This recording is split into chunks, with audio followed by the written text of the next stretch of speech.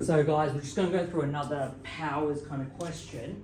And this one involves, rub it off with my hand on the board. Okay, so this one involves simplifying the expressions by writing them in index form. So index form just means writing out it like in this way, which is index form. That's classified as index form. This is expanded form, which is 3 times 3 is 9. That's expanded form, okay?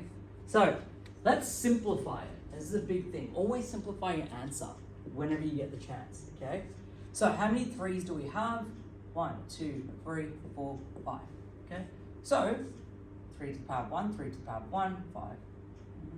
I always just chuck it on the top, okay? Always just chuck it on the top. Then you have, now if you want to rearrange this, how many 3's do we have? 3, 1, 2, 3, 4, 5. 3, 4, 5. Okay, and then how many 5's do we have? We've got 1, 2, 3, 5 times 5 times 5.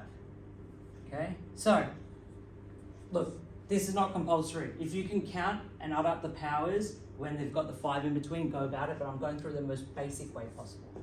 Now, you've got 3 times 3, how many 3's are there? 1, 2, 3, 4, 5.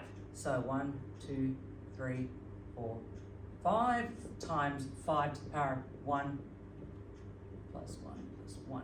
That's explaining to you what you're doing with the powers. You are adding the powers when you multiply with the same base. These are the two that have these 3's have all the same base. This is considered to be the base. Now you've got 3 to the power of 5 times 5 to the power of 3. That is your final answer. Okay? I'm going to go through this question without putting them in order. Okay? So, how many 7's do we have? 1 and 2. So, how many 2's do we have? 1, 2, and that's it. How many 11's do we have? 1, 2, 3. And how many 3's do we have? Just 1. 3 to the power of 1. So, we're going to start off with the lowest number. That's the base. So, 2 to the power of 1, 2, that's it. So, 2 to the power of 2. Okay, what's the next number? 3 times 3. Do we have another 3? No. Looking back at it, no. Do we have a 7? Yes, we do have a 7. And how many 7's do we have? Well, 1, 2. So times 7 to the power of 2. And then next we have 11. We have how many 11's? 1, 2, 3. So 11 to the power of 3. That's how you do it all in one step. Okay? There's different types of working out.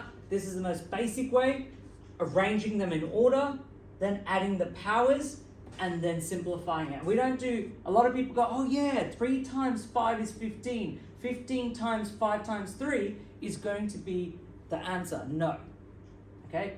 You can only add the powers if they have the same base.